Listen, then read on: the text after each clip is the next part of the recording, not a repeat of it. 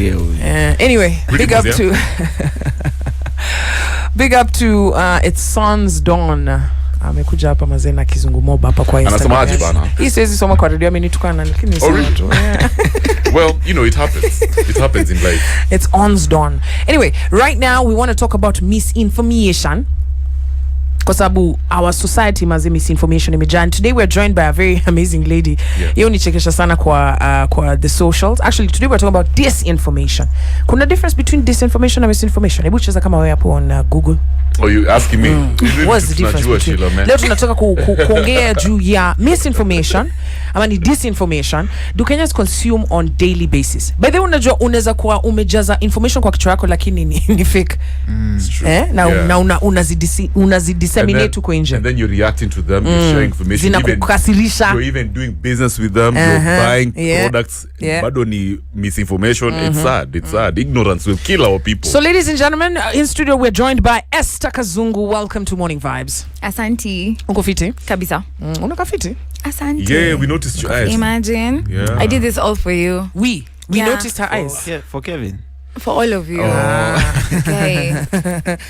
Kevin, wacha kumwangalia hivyo deep. Wacha kumwangalia hivyo deep kwa macho. What's up with this guy? We noticed your eyes.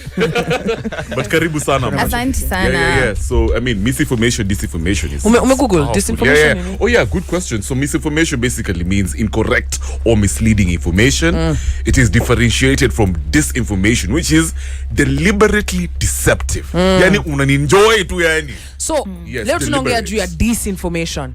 Yani wasitu wana to dis na information mazi. Girl. Disinformation is wrong. Disinformation is wrong. Yeah, but disinformation can easily turn into misinformation because the person who deliberately shares it will share it yeye ndio anajua. But the guys who receive it and they don't verify, so they turn it into misinformation because they're just sharing according to maybe their feelings.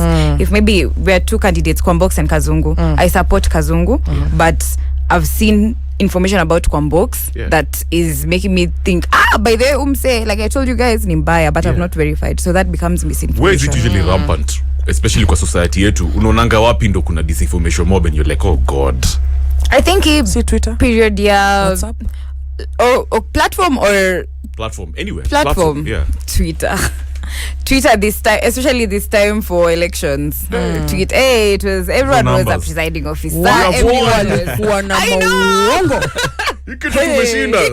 Shona suti bana. Am I like? Nakumbuka anyway hata staki unajua as we've been sitting here we've been seeing the information every morning lakini nikuulize watu hujua wana share fake information? Some people yes, but most people know watu okay hii time ya social hii time ya politics actually from late last year or early this year something shocking has been happening. So on your socials, those people who you know, huyu anakuanga Kevin anakuanga msee wa gazeti, Riley anakuanga msee wa anaelewa hizi mambo, is a professor. Hao ndio pia hata wako na disinformation. So who is a perpetrator of disinformation? Is it someone who doesn't know, ama there are people who are going out of their way? Learned people, people who we trust, who are sharing disinformation. Perpetrators of disinformation are people like they know what they're doing. Yeah. They do it like it's deliberate. So they take that information. If it's kama wamesha baiwa by one person, of course they're gonna be spreading like wrong information about the other candidate and trying to paint their candidate as a good person. It doesn't even have to be a candidate. Just generally, hata kama inaweza kuwa celeb or just any story. That's disinformation is usually deliberate. So anyone who is spreading disinformation is doing it on purpose. And you can't say ati because huyu anafanya kazi kwa media na huyu anafanya, you can't trust like people like ye kama mtu. Just look for the information from trusted sources like media stations. Of course unajua at least they have to verify before they put anything out. Well, but lakini tukutongelea hii time maze, hii time election maze. I know. Even election uliona venye president alisema ati anauliza swali alafu akashana. How is Inoro?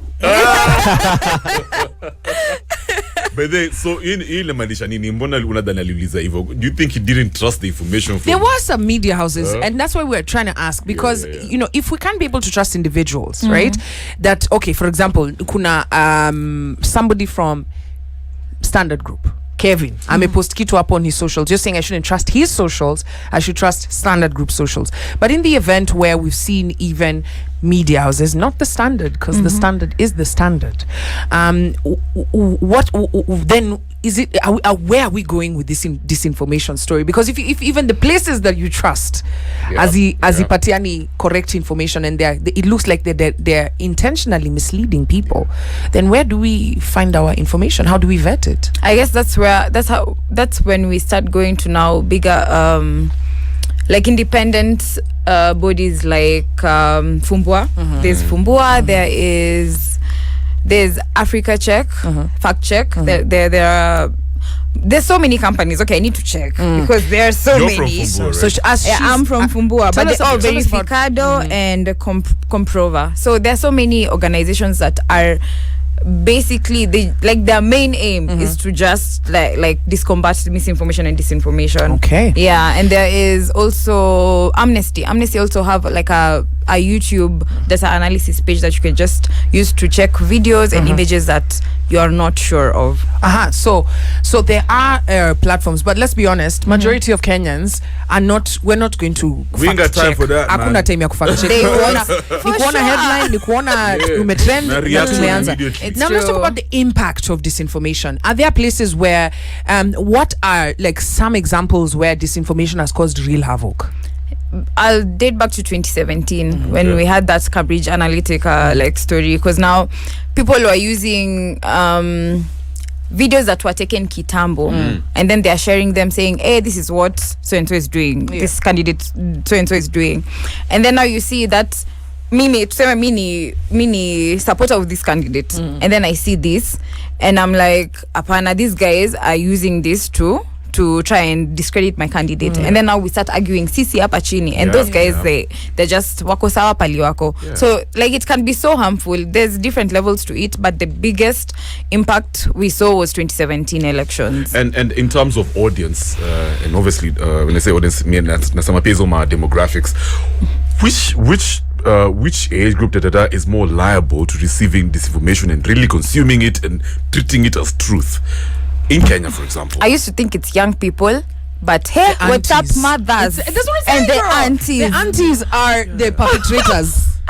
This whole election, my mom chat yake ilikuwa deleted because nilikuwa na yeye na namuuliza anytime she shares anything namwambia umeverify. Haya. Oh jamani ni ya Facebook, wacha delete. Sasa the entire time it was just anatuma namwambia delete ana delete. So chat yake mostly ilikuwa tu, yani yeye anakuwa so ni kama anakuwa swayed so easily, like akiona tu, oh this is hopeful, let me share it.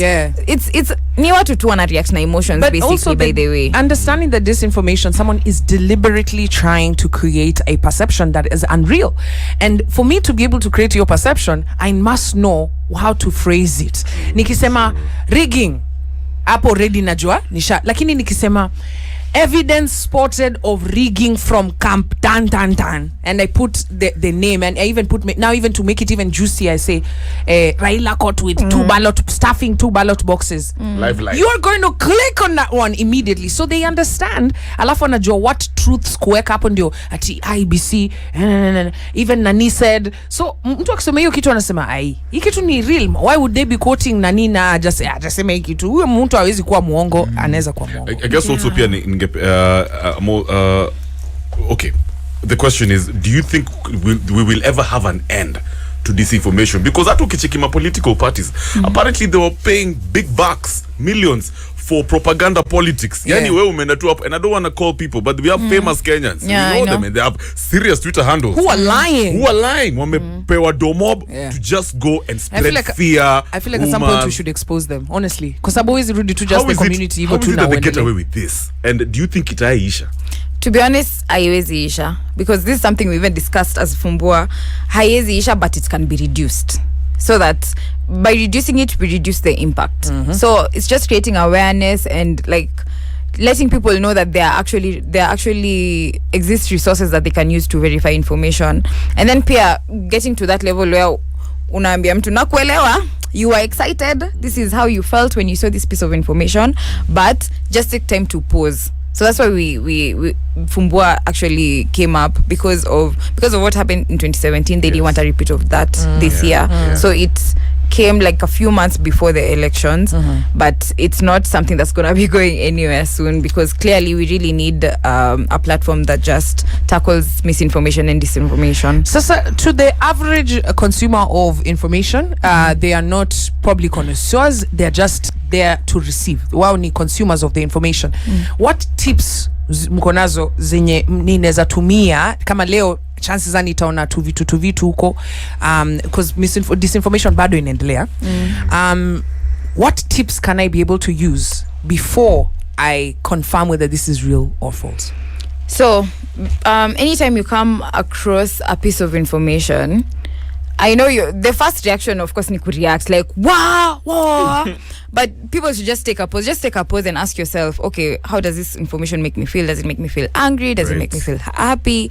What does it make me feel? And then after that, ask yourself, so is it true? Because to say, if I see a piece of information about Kwambox and I hate Kwambox, and I'm just happy that finally something, now I can show other people that you should hate her too because she's like this. But I need to be self-aware enough to know that, okay, this is a me issue. Mimi ndio niko na shida na Kwambox, but is this actually true? So, and then once you get there, now verify. There's so many platforms that you can verify from, as I said. Fumbua is one of them. There's Amnesty. You can reverse Google search images and even videos. You can take frames of a video and then now put them on the Google image search, and you can use that to verify when the video was posted, if it's true, if it's the right context, because sometimes, like I said, people take videos za kitambo and then they use them in a different context and say injo ina happen huku, injo ina happen kule, kuna chomeka mahali. Exactly. Do you think our social media platforms have failed us, especially using my IG, Twitter, when it comes to verifying, like actually letting people post legit news? Wanawacha tu watu sasa anyone? I think so, because I feel like it only worked, it only works huko majuu manze. Like time for COVID, you could see like people like that's what is it called, like that info tab. Anytime you post anything about COVID, there's an info tab such that kama we wana post uongo, when you click on that info tab you'll see you get the facts. But now when it comes to things like now elections and zetu, it becomes so difficult because those guys, I don't know if they have a team in Kenya that can help them. No, they don't. And actually one of the big concerns has been that for example, and I use this example because it's currently ongoing. So mnajua about the Biafran war in Nigeria and how it ilienanga hiyo civil war, but there's still people who want the cessation of Biafra. Anyone nikawa wale wa Mombasa si Kenya, Pwani si Kenya, whatever. And so they're on the socials preaching this gospel of Biafra. But now why Facebook and all these other platforms cannot be able to flag them is because the AI doesn't understand these other languages. Exactly. Inaelewa English, German, French, even Kazakhstani, but it doesn't understand African languages. So unapata a lot of propaganda, especially time ya election, watu ukitumia your local dialect ama utumia Swahili, the app is not going to pick it. But you notice that when you're talking about COVID, as soon as you just put that word COVID, automatically it flags. So there's a lot of work for the social apps to be done. Wako na kazi mob sana. But kuna mtu hapa tena ameuliza hiyo swali like how can we identify with both little or no knowledge about it? And we're saying ikitu social media, understanding that kuna maongo mob hapo, you need to take a step back. Kwanza sale iko hot. Ni kama mtu amekuja he Esther. Unajua nini? Ulevoke wa Vibes Radio. Unajua hiyo ni story fiti nayo. So already your emotions ziko up. Ukisha receive your information, it will even be upper kwa sababu unataka kushare the story. Before you do that, especially when it's hot, take a step back. Jiulize ni watu wangapi wengine wana discuss this story. Find if hizo platforms zenye zinaaminika, hizo za vitu vya habari ama zile zingine zenye una trust, kama zime mention kitu yoyote. But that's not where it ends. Also soma hiyo information, angalia page huyo msee, uangalie. Alafu kabla ushare, we jiulize, nikikosa kushare kitu, watu watajua juu yake. Ama mimi ndio Mungu amesema mimi ndio mwana habari. Na King of the ukijibu hizo block. vitu tatu na useme yenyewe hata nisiposhare itaenda, wachana nayo. You don't need to share it.